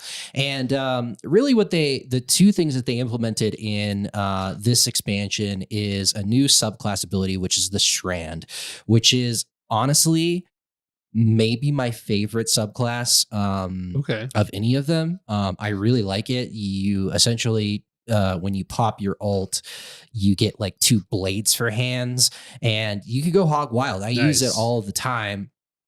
You also get a grappling hook ability in this, which is really satisfying, especially when you kind of couple that with the already fantastic movement abilities that Destiny has had. So forever. Can you bring that into the new DLC? The grappling hook in particular, yeah, there are certain certain aspects of it that you can, but like in the DLC in particular, there are like points where you can grapple to, so you're allowed more freedom of movement in that expansion, but you can use the grapple to a lesser extent, maybe less of a draw, because when I first got it, I was like, this is kind of a game changer if you tell me I can grapple to anything. But then I moved on because I really like the new class Right. with the new DLC, so Yeah. I didn't ever even go back. It's good. The subclass is really good. I think it's the best. It's the most fun subclass. I play a Titan. I'm a Titan main, and Desperate for movement. I'm desperate for Yeah. movement. I need the fucking Yeah, movement. okay. You know, the Thor's hammer is like a go-to satisfying, just fucking turn into flaming, Yeah. go Super Saiyan and then toss flaming hammers all over the place. That's fantastic ult. But it's nice to mix it up, and I really, really like it. I will say, just across the board, all of the subclasses in Destiny that they have implemented are fantastic. Like the one from the previous expansion that we talked about, and then this one, really good. They're good at it. Like, yeah, they're good. There are major things within Destiny that they are very good at. Level design, they are pretty freaking good at. Like, there are compelling levels, like pretty often. Yeah, and the abilities and stuff, they've kept it pretty fresh. Yeah. So the other thing that's really big.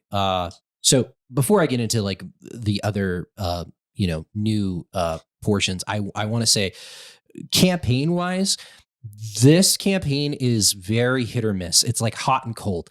There are certain sequences where I was just like, oh my God, when is this going to fucking end? I don't want to do this. This sucks.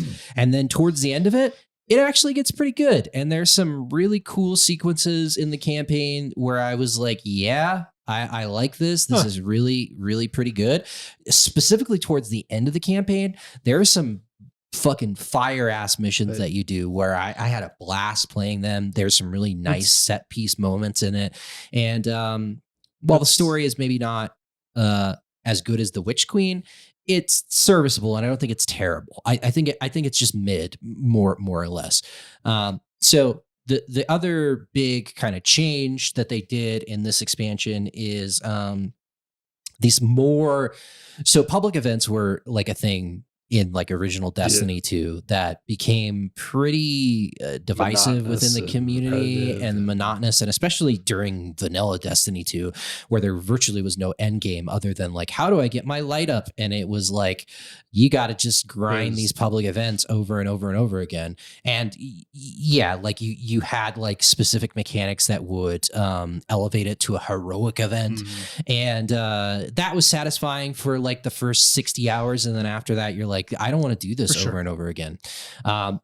They clearly realized that was a problem. And now during this expansion, they expand that greatly. And so in the open area, there are these massive public events that are five sequences or 5 tiers that you're doing with all the players in the environment. They are somewhat challenging, and they're long form. One of them, if you want to go from 1 to 5, you're probably going to invest 15, 20 minutes into that. And it's really pretty cool. One of the things that was really smart about it as well is every individual phase of this larger public event, for a lack of a better term, will net you rewards, right? So like if you only want to do 2 of the 5 steps in the public event, I don't know why you would, you'll still get a reward. So every single that method has clearly pulled itself into the new DLC. Yeah, it's in the new DLC as well. It's a very similar mechanic. This is where it started, from what I can tell. And I think it's brilliant. I think it's really smart because it incentivizes you to kind of like think through it. And then there's also missions that are kind of baked into it where it's like, I only need to do X amount of this to get this done. So like, I don't necessarily need to do this, but I don't know why you wouldn't go all the way, because you go through those 4 phases and then there's a giant boss fight. And then you get good shit. And the boss is challenging, and it's not just like it's got a shield and we got to shoot the shield and then take down its health. Like there are good mechanics that are built around it, right? Where it's like you got to kind of have to work together with whoever's in the environment to whittle down the enemy's health, right? So I think that they clearly realize that this is what we're good at, and this is the things that people like about our games. But let's take something like the raid experience, but dumb it down to a point where like average Joe that maybe is just like a PvP head can still invest in this and have a good time, but doesn't have to be like, I'm sitting on a circle right now. Let's jump over to triangle and like shit like that. That I'm one of those people that I really don't like that very much. Unless I had a group of people that I knew very well. If we had 6, if we had 6, it'd be great. Yeah, for sure. But we don't have 6. Presumably. It's usually like you and I, and then we play with like prepubescent teens that are like just terrible at the game, and it's not a good time. Trying to like guide. You need a leader in the raids. Like you straight up need like the guy that's going to be like, okay, I've done this 6 times. I know what I'm doing. You're here. You're here. Do this. Do that. If you don't have, and you don't have somebody that has like that experience and knowledge, you're gonna have a fucking bad time. So where are we at? Are you even up to the latest in what you're telling right now? Are we even up to final shape yet? Yeah. So rolling into final shape. I mean, like we should highlight that up to this point they have really done these cool things, and we just started the newest season. I guess they're not calling it seasons. They're like episodic chunks of story. And they've been doing this for a while now. And those are pretty cool because it's like taking assets that have been in the game for a long period of time and then injecting some new elements on top of it. So at this point, you haven't even played the DLC. How at this moment were you feeling on the game generally? Were you like, it's good to be back? No, I mean, the mechanics are tried and true. They're fantastic. I mean, they were fantastic back in 2016 when the game came out. If not the best, one of the best. Like when you play the game and you do the shooty. But Bungie knows how to do a first-person shooter. It's just the best. It feels so fucking good. I don't even know if we really need. I don't need to state that, but Bungie is good at making a first-person shooter, and they are very good at it. And it's crazy. This is the thing that's like with all of the understanding of my previous experience with Destiny 1 and 2, and then playing all of these expansions in the last little bit in this condensed amount of time. The mechanics of the guns, as I've unlocked guns for the individual DLCs, and then the exotics in particular, some of those exotics are so fucking cool, and that is really where they shine. Is in their thought process and their design methodology when it comes to these guns. They've got some good people over there, and I think about really, it. I'm really good things. It's like really unique things, and there are some people there that really get to keep coming up with good ideas, and implementing them, and you're just like, wow, that was, and then making it work. And it's really fascinating. So, that's what I was going to say. Is it's just like it's difficult. Like I can't imagine how hard it would be to fucking come up with like new mechanics for guns all the time. That'd be hard. So we get the DLC, and I should have said this up front, but we've only played hundreds of hours of Destiny. So if we're wrong on anything, just cut us some slack. We're only a couple hundred hours in, but so at this point, I played a little bit before the DLC came out, trying to do the expansions, but I didn't get as far as you. And then I did not stick with the old ones. Once the new one came out, I just jumped right in, and you have the typical thing, which I think I'm fine with because it's not like a huge campaign, but like you're swapping gear out so much because you have new power levels, and you're playing through, and you're just like, what if the number's higher, whatever, and that to me is the bad part, because I like the dialing in of the numbers. I like when it starts to slow, and then you start to get higher, and then you're like, okay, here's my good weapon, and now I'm gonna like work on this weapon, and that initial part's kind of tough, but like the generally I thought the final shape was pretty good. Cade's a pretty good character. Nathan Fillion is he's a nice voice. I was glad they brought him back in a weird way, I guess, but it's all fine. I generally thought the final shape, the story and the missions were all pretty good. I don't like the last one at all. I think the last mission is pretty terrible, and I think the big bad, the witness, while is cool how they make him up. Like your encounters with him are just like almost laugh. I don't like the character. Like I'm just like, what? This dude with the heads coming out of his head. Like I just it's kind of like a swing and a miss for me as far as how I feel about just the big bad compared to some of the other antagonists they've had throughout this game. Your like your Callus and your Savathun and your Oryx and stuff. I think they were probably land better for me than what the Witness does. But generally, I thought it was a pretty good story campaign played through. I kind of had a feeling what was going to happen with the main story turns, but it was all right. How do you fall? Yeah, I like the Witness. I think that it's an interesting character. I understand what you're saying from the perspective of like this is the final. Aesthetically, I just didn't like that thing. Yeah. All the lore is fine. Yeah, I think from like a level design perspective, this is very dark and very cool in a lot of ways. I think that they've learned a lot from like their previous experience, and the platforming and like the traversal is really good in the campaign.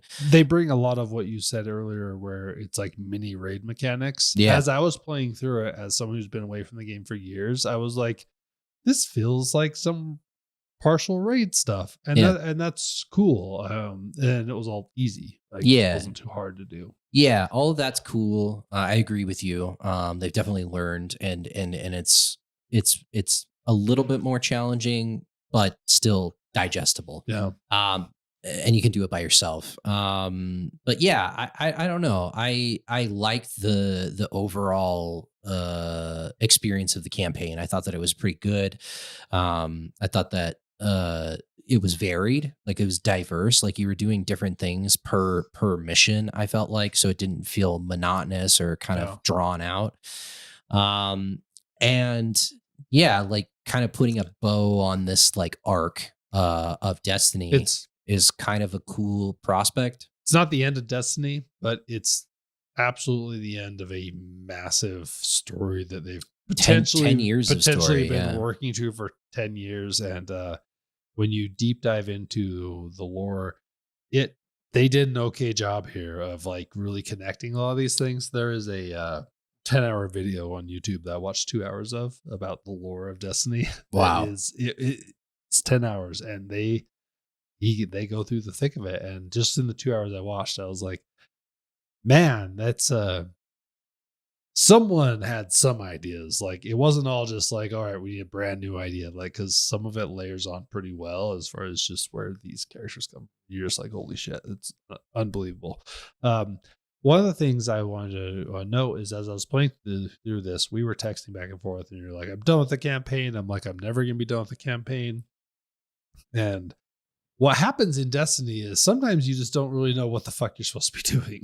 And there's a point, I had had my first encounter with the Witness, which is essentially when you originally said, I'm done with the campaign. And I'd done that like long before, but when I did it, I was like, well, I'm not done. There's like so much shit. And then I did all this side shit for days and days and days and days and days. And then I remember sending you a text. I'm like, I'm never going to be done with the campaign. It's just because it was pretty, I don't know if it's super compelling, but it's pretty, there's a lot of stuff going on in like these ghost missions, these ghost shell missions. Like they are not just these 5-minute things where it's like, hey, go recover the ghost shell. Like there's a lot of story within them, and it all felt like part of that campaign to me, because some of it, especially when you go into that final battle, like you're like, yeah, it was somewhat beneficial to go through that. But I did end up I finished all of them. I got all the ghost shells. I found out that the Alone in the Dark quest is repeatable, so beware. You need to do that one 6 times to get enough sis for something else. But I did all that shit, finally finished the whole thing. The final mission was just a disappointment for me. The 12-man? It brings 12 people in. And it's just like this huge war thing. And it's just not, it's just not like the beach of Normandy. Like, fine, great. Like, it just wasn't really very like, none of it was compelling compared to all the missions that led up to it. At the end of the day, I was like, this is not it. The boss mechanic where you fight the witness the first time was more fun for me because there were things you had to do and figure out. And this one, it's like, yeah, there were things you had to do, but there was fucking 12 other people here. And yeah, you're never like the witness can do like a giant AoE attack, and if everybody is on the platform when you're fighting him, and that never wipe like it. Like you could potentially, they could kill everyone if you're standing in the right spot. But like, with that many people, and especially because like not everybody that's playing it knows what they're doing, so there's like guys that are still down on the ground level just dicking off. To my knowledge, they've never done something like this. I don't believe they've ever done like a 12-man full campaign thing. So that is cool. But I wish there would have been just a little something else that kind of led into that, because instead it was just like this big storming the beach is what it felt like. And right. Like, it was fine. A little bit of a letdown, I guess, on what the mechanics of the final mission, I guess. Mm-hmm. Yeah, no, I definitely, I did that today, and I was just like, whatever. It's fine. It's fine. I definitely felt like the first encounter was more consequential. Like, that took me a couple of tries to figure out. Yeah. And was more difficult, obviously, because I was just doing it by myself. With 12 people, it's just whatever. I had a big problem because the first encounter, I have changed a lot of key bindings, and it was not properly telling me how to block with the relic. Yeah, because I had changed key bindings, and it was just, it gave me a question mark, and I pushed the question mark, and that didn't block. I didn't know what to do. So I didn't have that problem. I had to reset to default because I did not know how to block. Because of what I changed, and then I could do it. They didn't explain it well. I feel like there's like a point in the middle of the arena that you have to stand in to protect yourself. Yeah. Which makes no sense, because you have the shield, and you can block, but you need to be recharges you. Yeah, you need to be in a well that recharges the block so you can sustain this like sandstorm or tornado that happens in the environment. It took me a couple of times to figure that out, but that's pretty cool. I think the like side stuff that I've done today, pretty much today. I pretty much did all of the side stuff today. I think it's pretty good. I think it's pretty cool when the side stuff is goofy, because you do some of it and it's like, hey, this is 3 days before the last mission. But in the last mission, like, Savathun shows up, and it's somewhat kind of nice to have played some of those previous side missions, because she's in those missions in a way, and you kind of don't really realize the gravity of like why she shows up and stuff. Yeah. If you haven't played all that. So that I appreciate, because I had done most of them before I finished. Yeah, that's cool for sure. The 12-man didn't unlock until the first raid team got through the raid.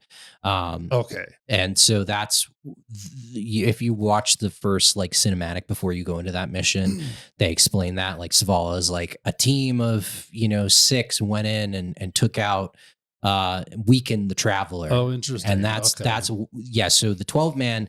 So when we were texting, I was like, I finished the campaign because, even they had unlocked it at this point in time, but I just thought that like that was it, because you fight the witness, and they say in that mission they're like, we weakened him, but like he's still there, and it's like, okay, we're going to the raid now, and then so the raid is going to be set before the final mission, which is interesting. Yeah, a lot of the previous raids did not function in that way. Yeah, so that was the whole thing. The first weekend of the expansion was like, first team gets through it, and then this mission drops, right? Okay. And then once you finish the 12-man, then it leads into the first bit of like seasonal content, which is on Nessus, which I haven't touched that yet. I did like the first 2. Gotcha. There isn't anything special yet. It seems like pretty standard stuff. That annoying failsafe comes back. Oh, good. It all seems fine, but it's I mean, it's just like state. I'm extremely hooked on the loop right now. Yep. I'm extremely hooked on the dialing in my weapons, finding the best weapons, and I'm using 2 different apps or websites. One is Destiny Item Manager, and then the other one is Destiny 2 Armor Picker, I think it's called. And this is where it gets crazy, because like you go into the Armor Picker, and it's like, what stats would you like? What are you shooting for? Resilience, like what do you want to max out? Where are you trying to get, right? So you link it all up with your account, and I'm like, I want to be 100 on everything. And it's like, all right, you don't have the gear to do that.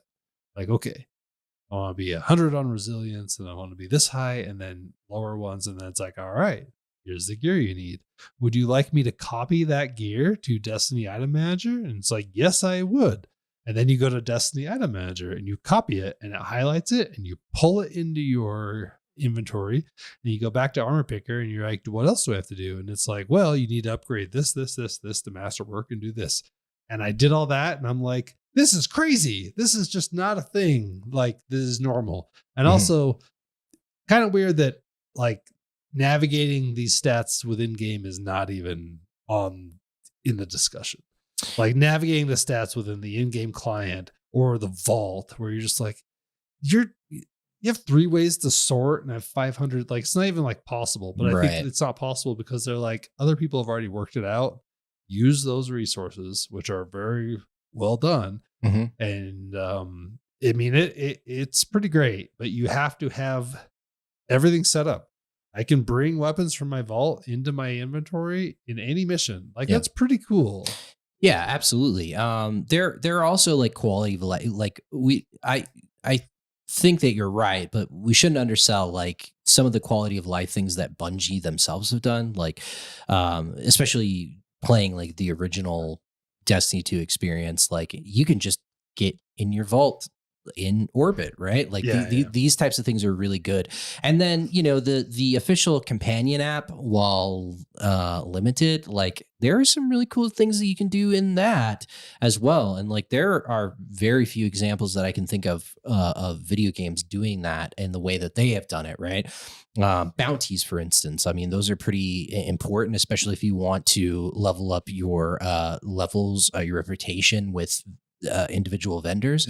You just grab all that shit in orbit. Like, you don't have to go to the tower anymore to do that. Like, you just can be in orbit, get on your phone, pick all the bounties you want, and then boom, they're there. That's cool. I haven't been using that app. Yeah, so that's pretty sweet. It's sweet. And like, you got to give them a little bit of credit for doing that. And then, yeah, like the, you know, third party, websites and apps that you can access as well.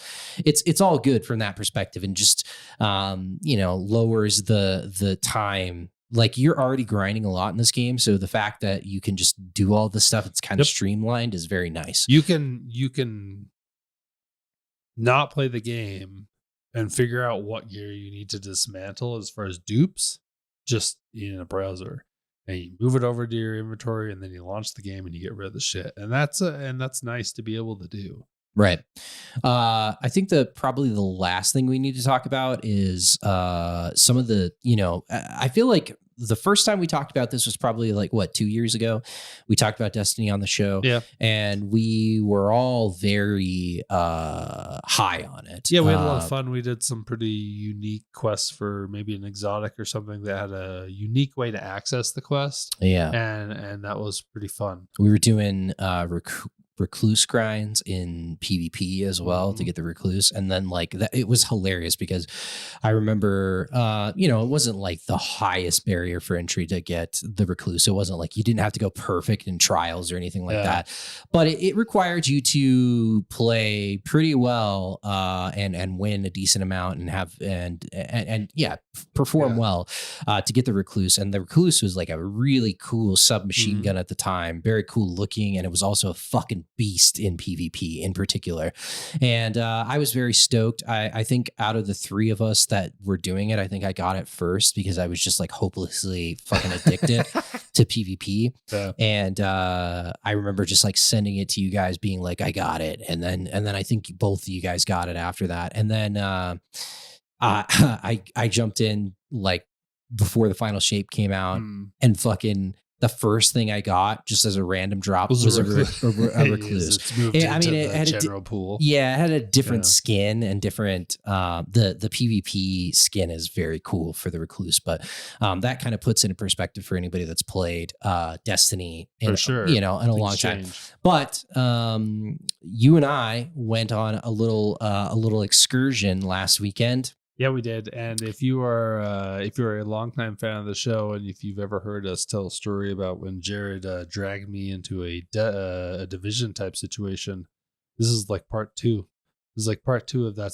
It wasn't as bad as that, but it was 3.5 hours. But yeah. And you sent me a fucking link that said that it would take 1 to 2 hours with fucking a full fire team. So we didn't do that bad. So basically, Jared was like, "Hey, I can't." Yeah, I think you initially started it, and then it was obvious you're like, I gotta have like people. So that it was just Jared and I, and we went into the exotic mission to get the Gallhorn. It's called the Grasp of Avarice. And I didn't do any research on it. I was just like, no, we're just gonna go do this thing. And it was quite difficult. It was quite challenging. I think it's a really good little dungeon. Like, overall, I think it's quite good.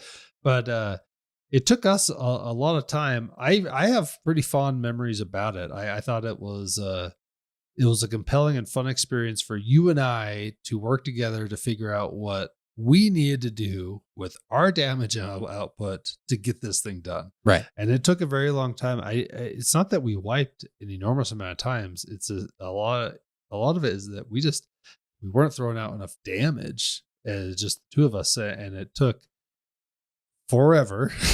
I mean, it was I don't know, was it 11 or 1? I don't remember. I think it was 11 o'clock or something that we. Yeah, because it was like around 11:30 or something. Because then you got it an hour later. But we got through it, and we got the fucking thing. And I thought it was a great time. I mean, those are really compelling, and it's what makes Destiny fun. Mm-hmm.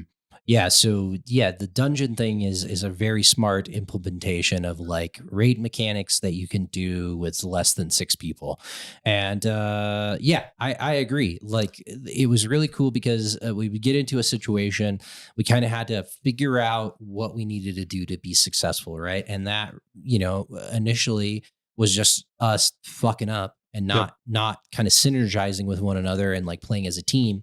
But then, as we kind of figured out the individual encounters, we started like group up and kind of, communicate with one another. It's a lot. I mean, it was a lot of communication. Yeah. I mean, it was a lot of, I'm doing this now. Okay, I'm doing this. And the final flow was pretty good. Right. Yeah. Very, very compelling that they can kind of condense that raid experience into a smaller time investment experience and it still be a really good time. And thankfully we got through it eventually, and then we were able to get the exotic that we were looking for, which was the Gallhorn. I mean, a third would have cut that time off. It would have been a game changer for sure. The revives and everything would have changed. Right. But I mean, just really cool to see them again kind of evolve this over a period of time, and it's just like, no, like, this is what's best about this game, right? Like and like, that's kind of the beauty of the game is like, for individual person, one thing could be more compelling, like the PvP element of the game could be very compelling, or the PvE elements can be compelling, and they figured out ways to make it compelling for smaller groups, less time investment, still challenging, but fun and rewarding. And so, like, they've done some great stuff. Yeah, I think it's in a really good spot. We have so many dungeons to do. I'm looking forward to continuing. Like, I already know what I'm going to play for the next show, and I know that that's going to allow me quite a bit of Destiny time. Yeah, because I'm nowhere near done, and I want to do the raid, but obviously that's going to involve randoms, which is going to be trouble. I watched it. I watched the raid. It is, I and I'm not just saying this, like, it seems like teams that are going in and finishing it, they're like, this is the hardest raid ever. And I heard that everyone has their role, and some of the previous raids, a lot of people had their role, but sometimes there were a couple people pulling the weight of doing the harder things. And I heard that a lot of these require everyone to be actively doing a thing. There is one encounter towards the end, right before the final witness encounter, which is no fucking nothing to shake a stick at anyways. Like the last encounter seems very difficult. Like insta wipe if you do the wrong thing in that last encounter. But the encounter before that is very unique, and it's all about shapes, which is cool that they you know, like bake it into the final shape. But I watched it and I was like, this just everything about this with like people that I don't know, that I don't trust, is going to break me. Yeah. Which is the problem with the raids for me, is that like, you know, even LFGing it, it's nice that that's like in the game now and the game client it, but it's tough, man. Like, you hope that you find somebody that just really knows what they're doing, that can guide you. You want to be the sixth. Like what you want is you want a 5-man. Yeah. And you want to be the guy that shows up and be like, hey, you need to help me. You guys all know what you're doing. Great. Right. And you know, I did the Taken King is what I did the most of.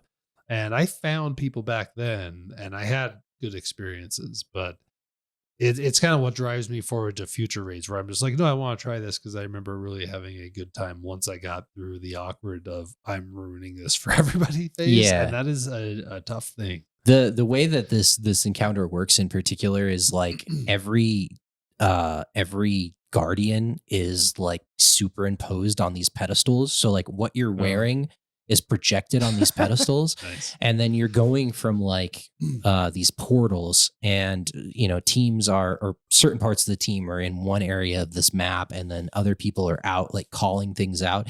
And then there's this like, the best way to describe it looks like an old timey projector on the wall that's just projecting different shapes, and you have to call out shapes.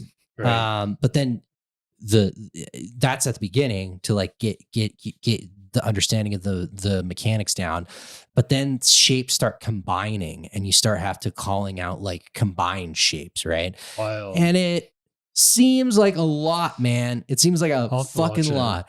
I've seen people like the first raid group that finished it. I listened to a couple of those dudes talk about it, and they were like, they're all enemies now. It took them a long time. Just like, this is very difficult. This is very challenging. So yeah, it's all really compelling. I think that Destiny will come up in future discussions as far as we kind of dive into the end game at this point. We haven't done this in a long time, so we might as well do it now because we're primed to. Where I wanted to end is the most upsetting thing about this is that everyone's tried to do these live service games since Destiny came out. And really, Destiny is the only one that's done it successfully. And I will say successfully. But if you follow any article or any report from what the bosses above Bungie will say, is that essentially Destiny just fails all the time. All we ever hear is, no, they didn't hit their numbers. Yeah, times are tough at Bungie. Times are, wow, that didn't do well enough. This didn't do well enough. And that just happened in the last year to Bungie from Sony. And it's extremely frustrating from my perspective when I show up and I'm just like, what? They're like the only ones doing this successfully. This is extraordinarily good product. And they just don't hit whatever sales numbers that someone's put out there. And it's like, so it's just impossible, I guess. Cause it's impossible for it to perform at the level that, the powers that be are saying you should do this for the money we're putting in. It's the age old problem of like these companies at the top just being like, you know, a lot of money is not enough. We want all of the money. And that's the inherent problem with this situation. And like, I get it. Like, I don't need a lecture on economics. I understand the way that this shit works, but at the same time, like, at a certain point in time is like, when is enough? Like, you're making a lot of money. Like, why is that not good enough? Like, we don't have to grow and grow and grow and grow and grow. And that's the problem. Like that is the major problem. Well, essentially. yeah, Right? for Like, sure. it's- But like, you can do all right. You can make a lot of money. You can improve and do good things. And I just I don't find know. it crazy as someone who hasn't played this game and is just like saw the reports about, wow, Bungie's in trouble. Oh, wow, layoffs at Bungie. And then you come and play the product that they've done for the last couple of years. And you're just like, well, okay, this is the one that's these are the guys that are having a problem? Yeah. Well, are we sure? And to be fair, like, we haven't talked about Destiny in a long time, 2 years, right? Yeah. And we kind of pop in and out. Like, we're both big fans of the franchise, but like, we're not in the trenches all the time. Sure. And after playing through all this stuff, like, I kind of feel like that was a mistake. I feel kind of, because it's like we miss a lot of shit. Yeah, especially after kind of experiencing at least the last 3 DLCs that they put out. I think there's a lot to like in all 3 of them. And so that's one of those things that maybe, in the future, they just did a future of the series presentation this week. It's very short. It's like 5 minutes, but they talked about the next couple of like episodes, season episode things that they're doing. But then they also announced that they're working on a new expansion. So it's codenamed Frontiers. I don't know if that's going to be the final name, but they are in a very good position where they can do kind of whatever the fuck they want, because they just put a bow on this 10-year experience of this light and dark saga. And now the chains are kind of off. They can do whatever they want with whatever the future is. And, I think internally you and I were talking, not on the show, but we were just talking about, Sony owning this now, and the prospect or the reality or the possibility of there being a new project in this franchise. And, you can go one of 2 ways with it. Like, I think that you said, like, it just doesn't seem likely that they're going to put something out like a Destiny 3, for instance. And you're probably right. But also I think, time is an interesting thing. And I think, the longer we go down the line, post marathon, say, when marathon is out, what Bungie is going to do, and with the resources that Sony has, which is a lot, obviously, I could see it. I honestly could see them putting something out as like a new revitalization of Destiny. But I don't think that that's anytime soon. But I will say that I hope that happens at some point in time. Probably, because the game, it still looks really good, but you obviously built from the ground up would be pretty compelling right now, because then it would be even better. It's kind of the same thing that we were talking about. WoW, right? Like, they're in that, they're not the same amount of time, but like, they have the ability to kind of listen to the player base and make improvements based on that, and really get rid of some of the stuff that people don't like. I appreciate the 2,000 frames per second, but you can. Yeah, my computer. Well, I will say this. This is a little side note.